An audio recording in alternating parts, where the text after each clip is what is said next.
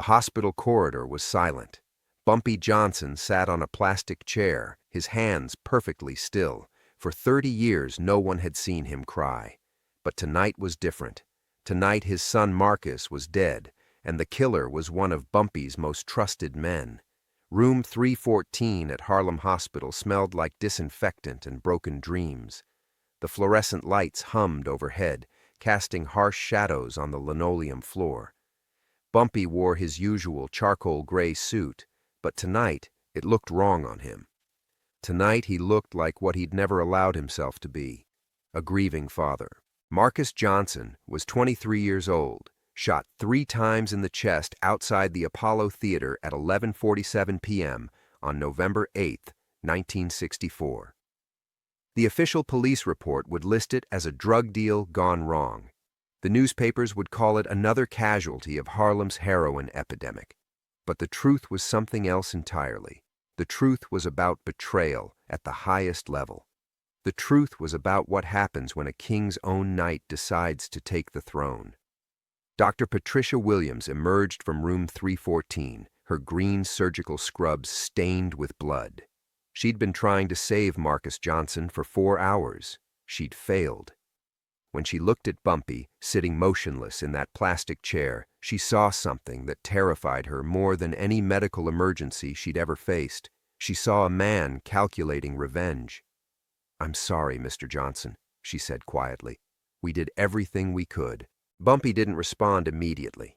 He stared at the floor tiles, counting the squares, focusing on something other than the fact that his only child was gone. When he finally spoke, his voice was steady, controlled, emotionless. "Who brought him in?" "A woman. Said her name was Angela. She left after we took him into surgery." Bumpy nodded once. Angela Martinez, Marcus's girlfriend. The daughter of Miguel Martinez, who ran numbers for the Puerto Rican crews in East Harlem. A good girl who'd fallen for a bad boy's son. Now she was probably hiding in her apartment, knowing that bullets fired at a Johnson would ricochet in every direction. But Bumpy wasn't thinking about Angela. He was thinking about the 3 men who knew Marcus would be at the Apollo Theater tonight. 3 men who knew his son's routine, his habits, his weaknesses. 3 men who had access to that information because Bumpy had trusted them with his family's security. Illinois Gordon, Junie Bird, and Raymond Quick Lewis, his inner circle, his brothers. One of them had betrayed him in the most personal way possible. The elevator doors opened with a ding that echoed through the empty hallway. Illinois Gordon stepped out, his face grim, his expensive shoes clicking on the hospital floor. Illinois was 52 years old, had been with Bumpy for 15 years. He'd taken bullets for the organization. He'd done time rather than testify. He was supposed to be unbreakable, unshakable, loyal unto death. "Boss," Illinois said, approaching carefully. "I came as soon as I heard."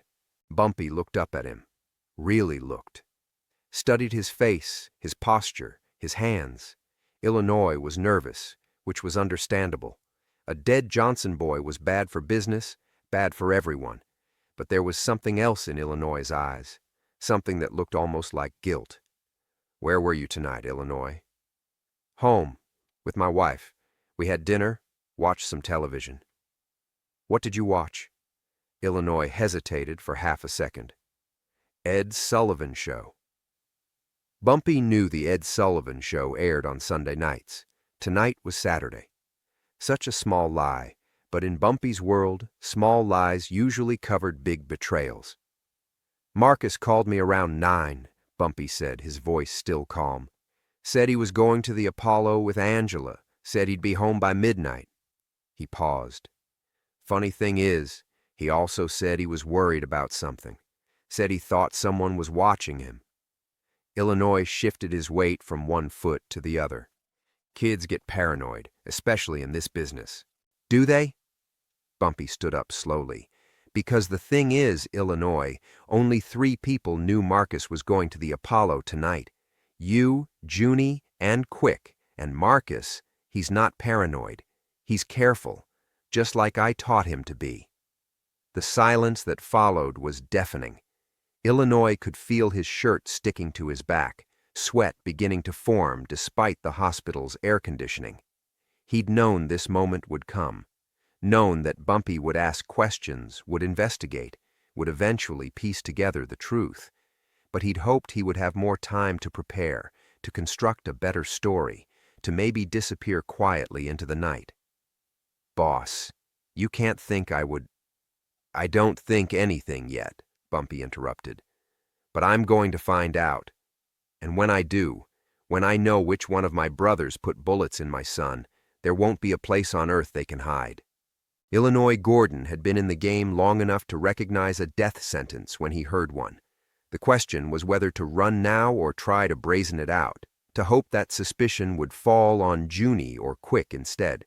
But looking at Bumpy's face, at those cold, calculating eyes, Illinois knew that hope was a luxury he could no longer afford. What Illinois didn't know, what no one knew except Bumpy, was that Marcus Johnson hadn't been killed for money or territory or drugs. He'd been killed because he'd discovered something. Something about Illinois Gordon that could destroy not just Illinois, but the entire organization that Bumpy had spent 30 years building.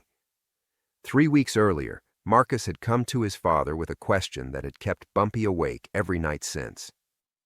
"Pop, why is Illinois meeting with Detective Morrison?" Detective James Morrison was a 20-year veteran of the NYPD. He was also the only cop in Harlem who couldn't be bought, who couldn't be intimidated, who'd been trying to build a case against Bumpy Johnson since 1955. If Illinois was talking to Morrison, it meant only one thing. Illinois was preparing to betray everything and everyone for a deal with the district attorney. But Marcus Johnson was 23 years old, impulsive, angry about what he'd discovered. Instead of waiting for his father to handle the situation strategically, Marcus had confronted Illinois directly, had demanded answers, had threatened to expose Illinois to the rest of the organization. Illinois had panicked, had made the fateful decision to eliminate the threat before Marcus could talk. What Illinois hadn't calculated was that killing Bumpy Johnson's son wouldn't end the investigation. It would begin it. And Bumpy Johnson's investigations were far more thorough and far more permanent than anything the NYPD could conduct. The elevator dinged again. This time, Junie Bird and Quick Lewis stepped out together, both looking somber, both genuinely shocked by the news. Bumpy watched them approach, analyzing every gesture, every expression. These men had been his friends for decades. They'd shared meals, shared dangers, shared secrets that could send them all to the electric chair. But tonight, one of them was his enemy. "Any word from the police?" Junie asked. "No," Bumpy said simply. "And there won't be." Quick Lewis frowned. "Boss, maybe we should let them investigate. Find whoever did this." Bumpy almost smiled at that. Quick Lewis was suggesting they trust the police to find Marcus's killer, the same police who'd been trying to destroy Bumpy's organization for 2 decades, the same police who would celebrate Marcus Johnson's death as one less criminal to worry about. The irony was thick enough to cut with a knife. "The police won't find anything," Bumpy said, "because this wasn't random. This wasn't a robbery. This wasn't even about drugs." He paused, letting that sink in. This was personal. This was family, and family business gets handled by family. Illinois' hands were shaking now, barely perceptibly, but Bumpy caught it. Junie and Quick were solid, steady, genuinely confused about what had happened. But Illinois looked like a man standing on a trap door, waiting for someone to pull the lever. Dr. Williams reappeared, this time carrying a small plastic bag. "Mr. Johnson, these were your son's personal effects. His wallet, his watch, his keys." Bumpy took the bag without looking at it. He already knew what wasn't there.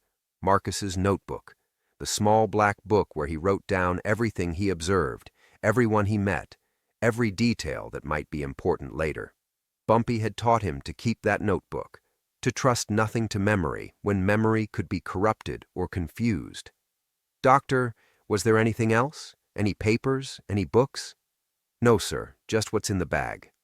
Bumpy nodded.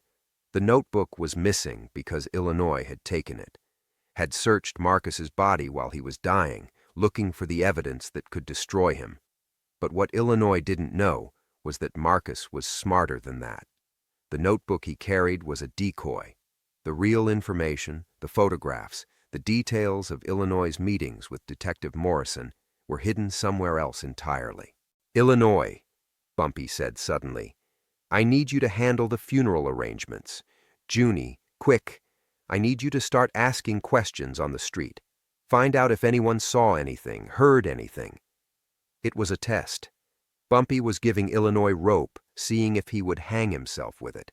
A guilty man would be eager to control the funeral arrangements, to make sure that Marcus's body was processed quickly, quietly, before any further evidence could be discovered. An innocent man would delegate that responsibility to someone else, would want to be out on the streets looking for the killer. Illinois nodded eagerly. "Of course, boss. I'll take care of everything." Junie and Quick exchanged glances. They both understood what they'd just witnessed. Illinois Gordon, the man who'd never volunteered for anything, was suddenly eager to handle funeral duties. The man who always wanted to be in the action was perfectly content to spend his time with undertakers and flower arrangements. After the others left, Bumpy remained alone in the hospital corridor. He pulled out his phone and dialed a number he hadn't called in years. "Raymond," he said when the call connected. "It's Bumpy. I need to see you. Tonight." Raymond the Cutter. Williams was a freelance investigator who specialized in the kind of information gathering that police departments couldn't legally conduct. He owed Bumpy his life, having been pulled out of the East River in 1959 by Bumpy's men after crossing the wrong people. For 5 years he'd been waiting for Bumpy to call in that debt. They met at 3 a.m. in an all-night diner on 145th Street. Raymond was a small man with careful eyes and quick hands. He listened without interruption while Bumpy explained what he needed. "I want you to follow Illinois Gordon, 24 hours a day. I want to know where he goes, who he talks to, what he eats for breakfast. And Raymond, I want you to find Detective Morrison. I want to know what promises were made, what information was exchanged." Raymond nodded. "How long do I have?" "However long it takes. But Raymond, when you bring me proof, bring it quietly, because what happens next won't be quiet at all." For the next week, Bumpy Johnson attended his son's funeral, accepted condolences from hundreds of people, and conducted business as if nothing had changed. But privately, he was assembling a case against Illinois Gordon that would be more thorough than anything any prosecutor had ever built. Raymond's surveillance revealed the pattern. Illinois met with Detective Morrison every Tuesday at a coffee shop in Brooklyn. They exchanged information about Bumpy's operations, about money laundering, about policy banks, about everything that could build a federal conspiracy case. In exchange, Illinois was getting immunity for his own crimes and a new identity through the Witness Protection Program. But the most damning evidence came from an unexpected source. Angela Martinez, Marcus's girlfriend, finally contacted Bumpy. She'd been hiding since the night of the shooting, terrified that she'd be killed for witnessing something she wasn't supposed to see. When she finally agreed to meet with Bumpy, she brought something that changed everything. Marcus's real notebook. He'd given it to her for safekeeping 3 days before he died, telling her that if anything happened to him, she should give it to his father. The notebook contained photographs of Illinois and Detective Morrison, transcripts of conversations, even copies of documents that Illinois had stolen from Bumpy's office. But the final page of the notebook contained something even more damaging, a letter, written in Marcus's careful handwriting, explaining everything he'd discovered and ending with a sentence that made Bumpy's hands shake with rage. "Pop, Illinois sold us out. But more than that, he sold you out. The feds don't just want the organization, they want you dead. And Illinois promised them he could make that happen." Bumpy closed the notebook and looked at Angela. "Does anyone else know about this?" "No, sir. Marcus made me promise to give it only to you." Bumpy handed her an envelope containing $10,000. You're going to Florida. Tonight. You're going to stay with my cousin Dolores in Miami until I tell you it's safe to come back." Angela understood. She was the last witness to Marcus's investigation, the last person who could connect the dots. Until Bumpy settled this situation, she was in just as much danger as Marcus had been. The next morning, Illinois Gordon received a phone call from Bumpy. "Meet me at the warehouse on 132nd Street. 1 hour. Come alone." Illinois knew this was the moment he'd been dreading, but he also knew he had no choice. Running would confirm his guilt. Staying might give him a chance to explain, to negotiate, to maybe survive this conversation. The warehouse was empty except for Bumpy, who sat behind a small wooden table like a judge preparing to render verdict. Illinois approached slowly, his footsteps echoing in the vast space. "Sit down, Illinois." Illinois sat.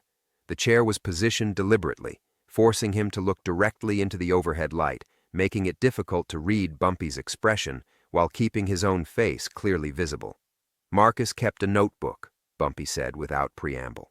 "Did you know that?" Illinois' throat went dry. "A notebook? Everything's in there, Illinois. The meetings with Morrison, the information you've been selling, the immunity deal, even the plan to have me killed." Bumpy leaned forward.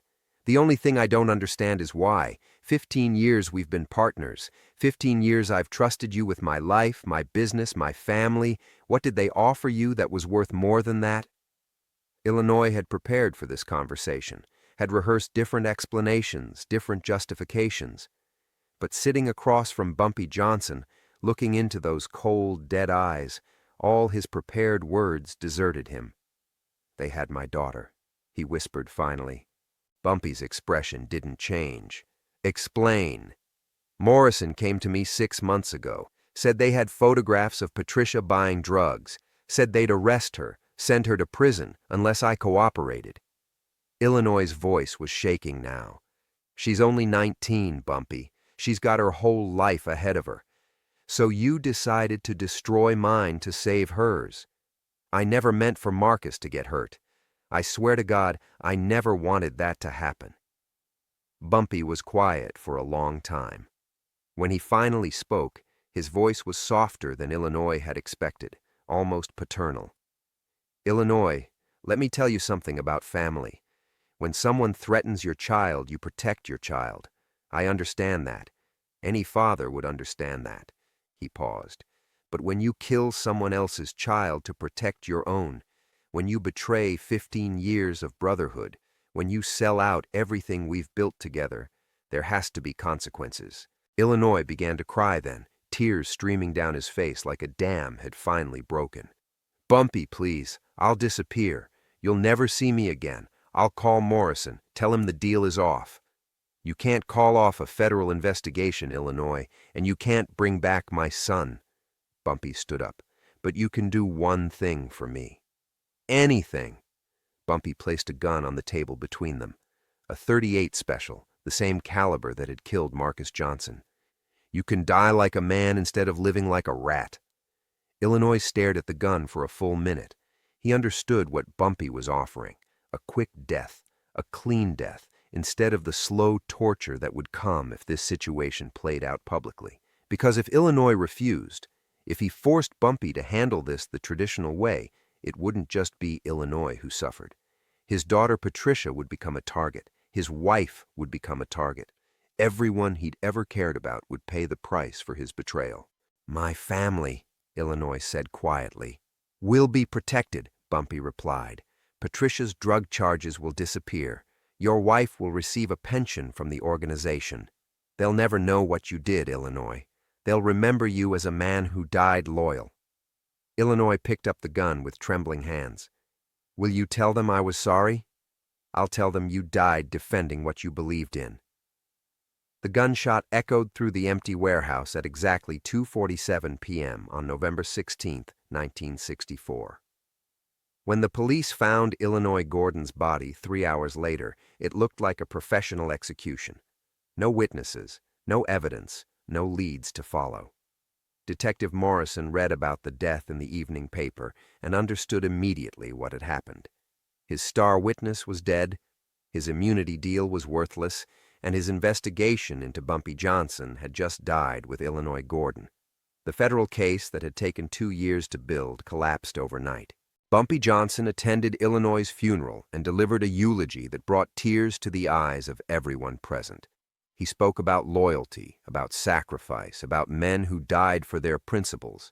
He never mentioned betrayal, never hinted at the truth, never let anyone know that the man they were mourning had killed his son.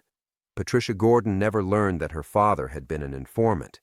She graduated from college 2 years later, became a social worker, and spent her life helping families in crisis. The $50,000 Bumpy deposited in her college fund was listed as a scholarship from an anonymous benefactor. The neighborhood remembered Marcus Johnson as a young man who died too soon, another casualty of Harlem's violence. They never knew he died because he was too brave, too loyal, too much like his father to let betrayal go unpunished. But the men who worked for Bumpy Johnson learned something important in the weeks following Marcus's death. They learned that crossing Bumpy meant more than losing money or territory or power. It meant losing everything: your life, your family's future, your very existence. It meant being erased so completely that even your betrayal would be forgotten, buried with your body, hidden behind a lie that protected everyone except you. November 1964. The month a father lost his son and a king lost his faith in brotherhood. The month Bumpy Johnson learned that in a world where everyone had a price, even family wasn't free. The month that proved the most dangerous men aren't the ones who kill for money or power, but the ones who kill for love and call it justice. Marcus Johnson was buried on a cloudy Tuesday morning.